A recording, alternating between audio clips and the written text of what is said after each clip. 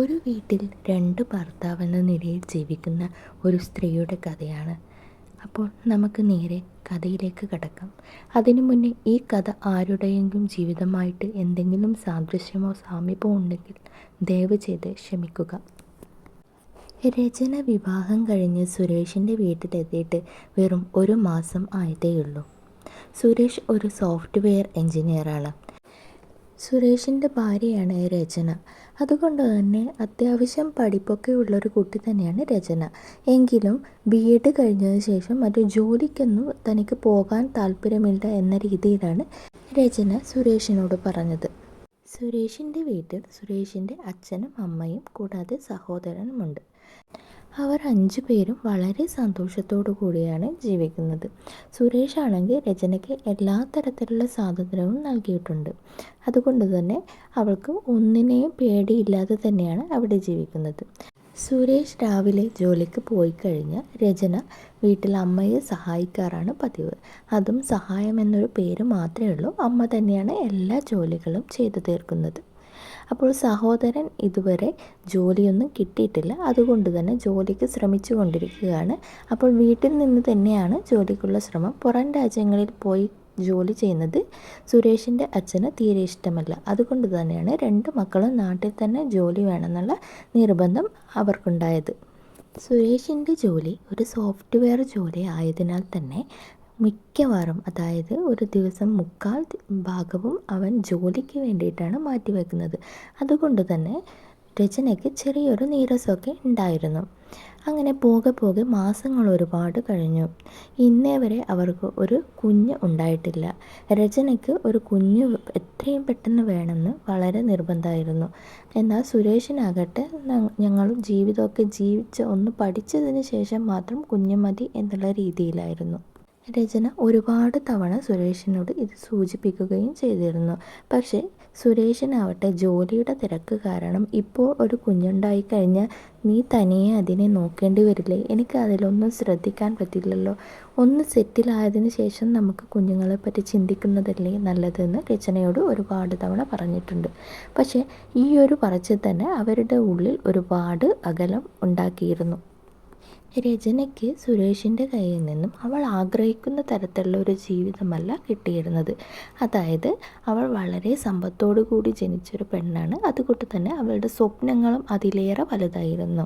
പിന്നെ അവൾക്കെന്ന് വെച്ചാൽ വളരെ എൻജോയ് ചെയ്തിട്ട് ജീവിക്കാൻ ഇഷ്ടം. സുരേഷ് ആണെങ്കിൽ ഒരു മിതമായ രീതിയിൽ ജീവിക്കുന്ന ഒരു പയ്യനാണ്. സെക്സിലായിക്കോട്ടെ കാമത്തിലായിക്കോട്ടെ അവൾക്ക് സുരേഷിൽ നിന്ന് അവൾ ആഗ്രഹിച്ച രീതിയിലുള്ള ഒരു പെരുമാറ്റം ലഭിച്ചിരുന്നില്ല. അതുകൊണ്ട് തന്നെ അവൾ അവനിൽ നിന്നും പതിയെ അകലാൻ തുടങ്ങി. ഈ അകൽച്ച മുതലെടുക്കുകയായിരുന്നു ആ വീട്ടിലുള്ള ഒരാൾ. മറ്റാരുമല്ല, സുരേഷിൻ്റെ അനുജനായ ശ്രീനേഷ് ആണ് അത് മുതലെടുക്കുന്നത്. അതായത് ശ്രീനേഷിന് രചന വളരെ സുന്ദരിയായതുകൊണ്ട് തന്നെ അവളിലൊരു നോട്ടമുണ്ടായിരുന്നു. ഒരു ഏട്ടത്തി അമ്മ എന്ന രീതിയിലായിരുന്നില്ല അവൻ്റെ മനസ്സിൽ രചനയുടെ സ്ഥാനം. പക്ഷേ രചനയ്ക്ക് ഇതൊന്നും അറിയില്ലായിരുന്നു. പക്ഷേ എന്നിരുന്നാലും രചന മറ്റൊരു ആണുമായിട്ട് യാതൊരു തരത്തിലുള്ള ബന്ധങ്ങളോ ഒന്നും തന്നെ ഉണ്ടായിരുന്നില്ല.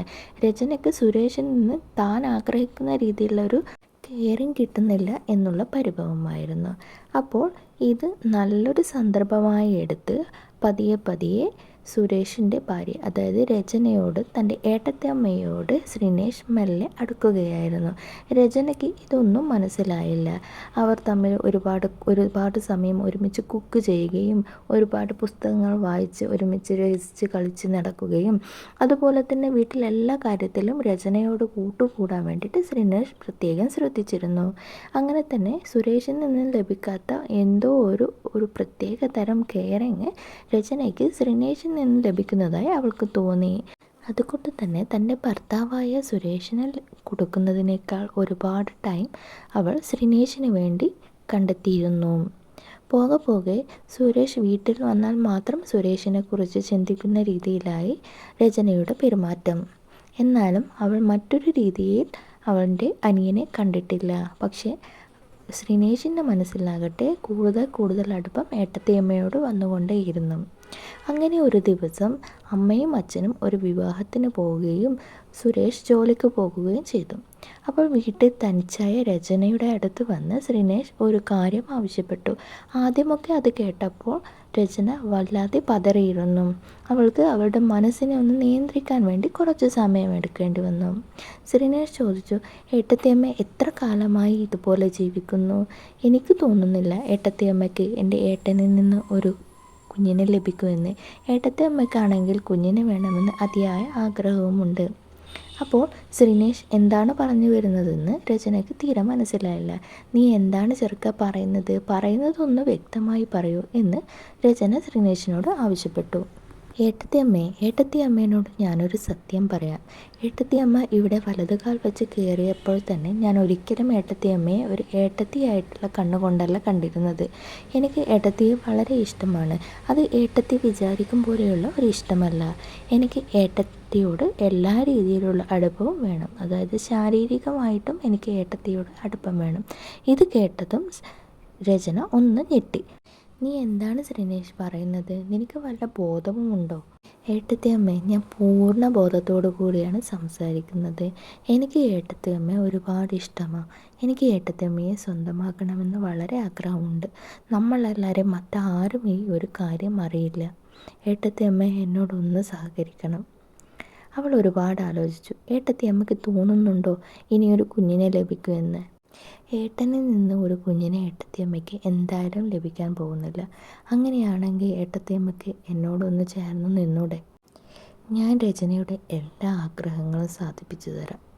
അങ്ങനെ പതിയെ ശ്രീനേഷ് ഏട്ടത്തിയമ്മ എന്നുള്ള വിളി ഒഴിവാക്കി അവളുടെ പേര് വിളിക്കാൻ തുടങ്ങി. അവർ തമ്മിൽ വലിയ പ്രായ വ്യത്യാസമൊന്നും ഇല്ലാത്തതിനാൽ രചനയ്ക്ക് അത് വലിയൊരു കാര്യമായിട്ട് തോന്നിയില്ല. അങ്ങനെ രചനയെ ഒരുപാട് ബ്രെയിൻ വാഷ് ചെയ്ത് ശ്രീനേഷ് അവൻ്റെ പരിധിയിലാക്കി. അവൻ മെല്ലെ അവളുടെ അടുത്തേക്ക് വന്ന് അവൻ്റെ കൈകൾ അവളുടെ വയറിലേക്ക് അമർത്തി. അവൾക്ക് എന്തെന്നില്ലാത്ത സുഖം അനുഭവപ്പെട്ടു. കാരണം സുരേഷ് ഇന്നേ വരെ ഇത്രയും ലാഘവത്തോടെ അവളോട് സെക്സ് ചെയ്തിട്ടില്ല. കാരണം സുരേഷിന് എല്ലാം ധൃതിയായിരുന്നു. സെക്സിലായിക്കോട്ടെ ജീവിതത്തിലായിക്കോട്ടെ അവൻ ഒരുപാട് ഫോർവേഡായിരുന്നു. എല്ലാം ഒരു പരിധിക്കപ്പുറം അവനിൽ നിന്ന് അവൾക്ക് ലഭിച്ചിരുന്നില്ല. എന്നാൽ ശ്രീനേഷ് ആയിക്കോട്ടെ അവളുടെ ദേഹമാകെ തഴുകിയുണർത്തി. അവൾക്ക് വേണ്ട എല്ലാ സുഖങ്ങളും അവൻ കൊടുത്തു. വീട്ടിൽ ആരുമില്ലാത്തതിനാൽ തന്നെ അവർക്ക് അതൊരു വലിയൊരു സൗകര്യമായി മാറിയിരുന്നു. ആരെങ്കിലും ഉണ്ടെങ്കിൽ തന്നെ ഒരു കുഴപ്പവുമില്ല. കാരണം അവർ രണ്ടുപേരുടെയും മുകളിലായതിനാൽ തന്നെ അച്ഛനും അമ്മയും അങ്ങോട്ടേക്ക് കയറി വരാനൊന്നും പോകുന്നില്ല. അപ്പോൾ അന്ന് ആരുമില്ലാത്ത ആ ഒരു ദിവസം ശ്രീനേഷ് രചനയെ സ്വന്തമാക്കാൻ വേണ്ടി ശ്രമിച്ചു. രചന അവൻ്റെ എല്ലാ ഇഷ്ടങ്ങൾക്കും വഴങ്ങിക്കൊടുത്തു. ഇവർ തമ്മിലുള്ള ബന്ധം നടക്കുന്നത് രചനയുടെ റൂമിൽ വെച്ച് തന്നെയാണ്. ഒരു കുറ്റബോധവും ഇല്ലാതെ തന്നെ രചന അവൻ്റെ കാമത്തിൽ അടിയുറച്ച് വിശ്വസിച്ചു. അവൻ്റെ കാമത്തിലേക്ക് അവൾ ലയിച്ചു ചേർന്നു. ഒരു സ്ത്രീയെ ഏതെല്ലാം രീതിയിൽ കയ്യിലെടുക്കണമെന്ന് ശ്രീനേഷിന് നന്നായിട്ട് അറിയാമായിരുന്നു. അവൻ പതിയെ അവളുടെ മേളിലേക്ക് വന്ന് ചാഞ്ഞു. അവളുടെ മാറിടത്തെ ഒരുപാട് തഴുകിയുണർത്തി. താൻ എന്തെന്നില്ലാത്തൊരു ലഹരിയിലാണെന്ന് രചനയ്ക്ക് ബോധ്യമായി. രചന വീണ്ടും വീണ്ടും അവൻ്റെ ശരീരത്തോട് അടുത്തുരുമ്മി. അങ്ങനെ അവർ തമ്മിലുള്ള ആ ബന്ധം നടന്നു.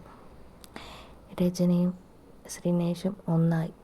ഇതൊന്നും അറിയാതെ പാവം സുരേഷ് രചനയ്ക്ക് വേണ്ടി മാത്രം ജീവിക്കുന്നു. പക്ഷെ അവൾക്കാണെങ്കിൽ ഒരു കുറ്റബോധം ഇല്ലതാനും. അങ്ങനെ അവരുടെ സെക്സൊക്കെ കഴിഞ്ഞ് ഇരുവരും ഒരുമിച്ച് തന്നെ ബാത്റൂമിൽ നിന്ന് കുളിയും കഴിഞ്ഞു. എല്ലാ തരത്തിലും അവൾക്ക് സുരേഷിൽ നിന്ന് ലഭിക്കാത്ത ഒരുപാട് സംഭവങ്ങൾ ശ്രീനേഷിൽ നിന്ന് ലഭിച്ചു.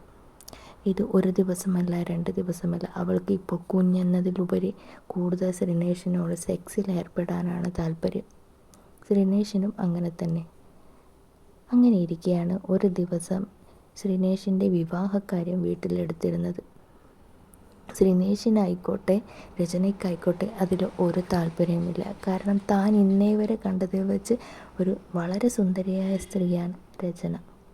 അതുപോലെ തന്നെ ശ്രീനേഷിന് ആത്മാർത്ഥമായ സ്നേഹം തന്നെയാണ് രചനയോട്. അല്ലാതെ അവളെ ഒന്ന് പറ്റിച്ചിട്ട് മറ്റൊരുത്തിയെ കല്യാണം കഴിക്കാൻ വേണ്ടിയിട്ടുള്ള ഒരു മനസ്സല്ലായിരുന്നു ശ്രീനേഷിന്. പക്ഷെ ഒരു ഏട്ടത്തിയമ്മ എന്നുള്ള രീതിയിൽ അവനെ കണ്ടിട്ടില്ല. അത്ര മാത്രമേ ഉള്ളൂ. പക്ഷേ വീട്ടുകാരുടെ നിർബന്ധപ്രകാരം ശ്രീനേഷിന് മറ്റൊരു വിവാഹം കഴിക്കേണ്ടി വന്നു. അതിനിടെയാണ് ആ കാര്യം സംഭവിച്ചത്. രചന പ്രഗ്നൻ്റാണ്. രചന വളരെ ഞെട്ടലോടു കൂടിയാണ് ഈ കാര്യം അറിഞ്ഞത്. അതായത് തൻ്റെ പീരിയഡ്സ് തെറ്റിയത് കൊണ്ട് തന്നെ അവൾ ഒരു പ്രഗ്നൻസി കിറ്റ് വാങ്ങി വീട്ടിൽ തന്നെ ടെസ്റ്റ് ചെയ്ത് നോക്കുകയായിരുന്നു. അപ്പോൾ തന്നെ അവൾ ഈ കാര്യം ശ്രീനേഷിനെ അറിയിച്ചു. ശ്രീനേഷിന് എന്താണ് ചെയ്യേണ്ടതെന്ന് അറിയാത്തൊരു അവസ്ഥ. കാരണം മറ്റൊരാളുടെ ഭർത്താവാണ് ഇപ്പോൾ ശ്രീനേഷിനാണെങ്കിൽ താൻ ഏട്ടത്തി അമ്മയോട് ഇങ്ങനെയൊരു കാര്യം ചെയ്തല്ലോ എന്നുള്ളൊരു കുറ്റബോധവും ഇപ്പോൾ മനസ്സിലുണ്ട്. കാരണം താൻ കാരണമല്ലോ ഏട്ടത്തിയമ്മ ഇപ്പോൾ ഗർഭിണിയായിരിക്കുന്നത്. താൻ കൊടുത്ത വാക്കിന്മേലാണല്ലോ ഏട്ടത്തിയമ്മ തന്നോട് ചേർന്ന് നിന്നത്. താൻ എന്താണ് ചെയ്യേണ്ടത് എന്നറിയാത്തൊരു അവസ്ഥ. മറുവശത്താണെങ്കിൽ അവൻ്റെ ഭാര്യയായി വന്ന പെൺകുട്ടിയുമുണ്ട്. അവൾ ഇതൊന്നും അറിഞ്ഞിട്ടില്ല. അതുകൊണ്ട് തന്നെ അവളെ ചതിക്കാനും കഴിയില്ല. താൻ മുൻപ് എങ്ങനെയായിരുന്നു എന്നല്ല, വിവാഹത്തിന് ശേഷം താൻ ഏട്ടത്തിയമ്മയോട് യാതൊരു തരത്തിലുള്ള ബന്ധവും പുലർത്തിയിട്ടില്ല. അതുകൊണ്ട് തന്നെ താൻ തൻ്റെ ഭാര്യയോട് നീതി പുലർത്തുന്നുവെന്ന് ശ്രീനേഷിന് അറിയാം. പക്ഷേ ഒരു നീതിയുമില്ലാതെ തൻ്റെ ഭർത്താവിനെ ചതിച്ച രചന ഇനി എന്ത് ചെയ്യുമെന്നാണ് രചനയുടെ ചോദ്യം. ശ്രീനേഷ് പതിയെ പതിയെ രചനയിൽ നിന്ന് ഒഴിഞ്ഞു മാറാൻ വേണ്ടി തുടങ്ങി. രചനയാകട്ടെ ആ കുഞ്ഞിന് ഇനി എന്ത് ചെയ്യുമെന്ന രീതിയിലാണ് നോക്കിക്കൊണ്ടിരിക്കുന്നത്. കാരണം തൻ്റെ ഭർത്താവിൻ്റെ കുഞ്ഞല്ലാത്ത ഒരു കുഞ്ഞിനെ എങ്ങനെ താൻ ഉദരത്തിലിട്ട് ഭർത്താവിൻ്റെ അച്ഛ എന്ന് വിളിപ്പിക്കുമെന്ന് അറിയില്ല. ആകെ പരിഭ്രാന്തമായ രീതിയിലാണ് രചന. കാരണം വളരെ ഡിപ്രഷനിലേക്ക് പോയിക്കൊണ്ടിരിക്കുകയാണ്. താൻ എന്ത് ചെയ്യണമെന്ന് അറിയില്ല. തൻ്റെ ഭർത്താവ് തനിക്ക് എല്ലാ സ്വാതന്ത്ര്യവും തന്നു, അത് താൻ മുതലെടുക്കുകയാണെന്ന് രചനയ്ക്ക് മനസ്സിലായി. കാരണം ഒരു തെറ്റും ചെയ്യാത്ത സുരേഷിനെ ചതിച്ച് ഞാൻ ഇനി ജീവനോടെ ഇരിക്കാൻ പാടില്ല എന്ന് തന്നെ രചന ഉറപ്പിച്ചു. പക്ഷേ ശ്രീനേഷ് ഇതൊന്നും കാര്യമാക്കിയില്ല. കാരണം അവൻ തനി ആണിൻ്റെ സ്വഭാവം തന്നെ കാണിക്കാൻ തുടങ്ങി. അവൻ്റെ കുടുംബജീവിതവുമായി മുന്നോട്ട് പോയി. അങ്ങനെ അവളുടെ വയറ്റിലുള്ള പ്രാണന് 3 മാസം ആയിരിക്കുന്നു. പതിയെ ഇവൾ സുരേഷിനോട് ഈ കാര്യം പറഞ്ഞു. പാവം സുരേഷ് ഇതൊന്നും അറിയാതെ തനിക്ക് പറ്റിയ അബദ്ധമാണെന്ന് വിചാരിച്ച് ആ കുഞ്ഞിനെ സ്നേഹത്തോട് തന്നെ സ്വീകരിച്ചു. അവൻ ഇപ്പോൾ കുഞ്ഞ് വേണ്ട എന്നേ ഉണ്ടായിരുന്നുള്ളൂ. പക്ഷെങ്കിൽ കിട്ടിയ കുഞ്ഞിനെ കളയാനൊന്നും സുരേഷ് ഒരുക്കമല്ലായിരുന്നു. രചന പക്ഷേ പറഞ്ഞു, എനിക്ക് ഈ കുഞ്ഞിനെ വേണ്ട ഏട്ടാ, നമുക്ക് കുറച്ചുകൂടെ സെറ്റിലായിട്ടൊക്കെ മതി. താൻ എന്താണോ ഇങ്ങനെയൊക്കെ പറയുന്നത്? താനല്ലേ എന്നെക്കാളും ആഗ്രഹിച്ചത് ഒരു കുഞ്ഞിന് വേണ്ടിയിട്ട്. ഞാനല്ലേ പറഞ്ഞത് തന്നോട് ഇപ്പോഴേ കുഞ്ഞ് വേണ്ടാന്ന്. പക്ഷെ ഇപ്പോൾ നേരെ തിരിച്ചാണല്ലോ താൻ പറയുന്നത്. സുരേഷ് വളരെ സ്വാന്തനത്തോടു കൂടെ അവളെ സമാധാനിപ്പിച്ചു. അവൾക്ക് എന്താണെന്നറിയില്ല. അവളുടെ ഭർത്താവിനെ ചതിച്ച ഒരുപാട് കുറ്റബോധം അവളുടെ മനസ്സിൽ ഉടലെടുത്തു. അങ്ങനെ ഒരു ദിവസം ആരും വീട്ടിലില്ലാത്തൊരു സമയം അവൾ മരിക്കാൻ വേണ്ടി ശ്രമിച്ചു എന്നല്ല, അവൾ മരണത്തിലേക്ക് കീഴടങ്ങി. അമിതമായി ഒരാളെയും വിശ്വസിക്കാൻ പാടില്ല എന്നാണ് നമുക്ക് ഈ കഥ മനസ്സിലാക്കി തരുന്നത്. കാരണം സുരേഷ് അത്ര വലിയ സ്നേഹിക്കാൻ അറിയുന്ന ഒരാളൊന്നും ആയിരുന്നില്ല. അതായത് സ്നേഹം പ്രകടിപ്പിക്കാൻ അറിയുന്ന ഒരാളായിരുന്നില്ല. പക്ഷെ അവൻ്റെ ഉള്ളിൽ അവൻ്റെ ഭാര്യയോട് അമിതമായ സ്നേഹമുണ്ടായിരുന്നു. ആ ഒരു സ്നേഹമാണ് അവൾക്ക് സ്വാതന്ത്ര്യമായി ആ വീട്ടിൽ ലഭിച്ചിരുന്നത്. പക്ഷേ അവൾ അത് മുതലെടുത്ത് അവൻ്റെ ജീവിതവും അവളുടെ ജീവിതവും കുട്ടിച്ചോറാക്കി. ഇപ്പോൾ എല്ലാവരുടെയും ജീവിതം തകർന്നു. ഈയൊരു കുറ്റബോധത്തെ ശ്രീനേഷിന് എത്ര കാലം അവൻ്റെ ബന്ധം മുന്നോട്ട് കൊണ്ടുപോകാനാവും? തൻ്റെ ഭാര്യ ചെയ്ത തെറ്റൊന്നും അറിയാതെ തന്നെ സുരേഷ് അവളുടെ വിയോഗത്തിൽ വളരെയധികം ദുഃഖിച്ചു. തനിക്ക് മറ്റൊരു ഭാര്യയില്ല, മറ്റൊരു പെണ്ണ് തൻ്റെ ജീവിതത്തിൽ ഇല്ലാന്ന് തന്നെ ഉറപ്പിച്ച് അവൻ ജീവിച്ചു. ഇതോടുകൂടെ ആകെ തകർന്നടിയുകയാണ് ശ്രീനേഷിൻ്റെ ജീവിതം. കാരണം അവൻ ഭ്രാന്തമായ അവസ്ഥയിലാണ് ഇപ്പോൾ ജീവിക്കുന്നത്. അവൻ്റെ ഭാര്യയുമായി യാതൊരു തരത്തിലുള്ള ബന്ധവും പുലർത്താൻ അവന് കഴിയുന്നില്ല. അതുകൊണ്ട് തന്നെ അവൻ്റെ ജീവിതവും ഇപ്പോൾ നിലതെറ്റിയ അവസ്ഥയിലാണ്. അവൻ്റെ പെണ്ണാകട്ടെ വളരെ ഒരു സാധു സ്ത്രീയാണ്. അതുകൊണ്ട് തന്നെ തനിക്ക് ഇതൊന്നും താങ്ങാൻ കഴിയുന്നതിനും അപ്പുറമാണെന്ന് പറഞ്ഞ് അവൾ അവിടെ ജീവിക്കുകയാണ്. അങ്ങനെ ഒരു ദിവസം അവളും അവനും പിരിയേണ്ടി വന്നു. കാരണം അത്രമാത്രം ശ്രീനേഷിൽ നിന്ന് അവൻ്റെ ഭാര്യ അനുഭവിച്ചു. യാതൊരു തരത്തിലുള്ള സ്നേഹവും അവൾക്ക് കിട്ടുന്നുണ്ടായില്ല. മറ്റൊരു പോംവഴിയില്ലാത്ത സമയത്താണ് അവൾ ഈ ബന്ധം വേർപെടുത്തലിന് തയ്യാറായത്. ശ്രീനേഷ് ആകട്ടെ ഈ ഒരു ലോകത്തേയല്ല എന്നുള്ള രീതിയിലാണ് ഏട്ടത്തിയമ്മയുടെ ജീവിതം താൻ കാരണമല്ലേ നഷ്ടമായത്, ആ ജീവന് താനല്ലേ വില പറയേണ്ടത് എന്ന രീതിയിലായിരുന്നു ശ്രീനേഷിൻ്റെ പെരുമാറ്റം.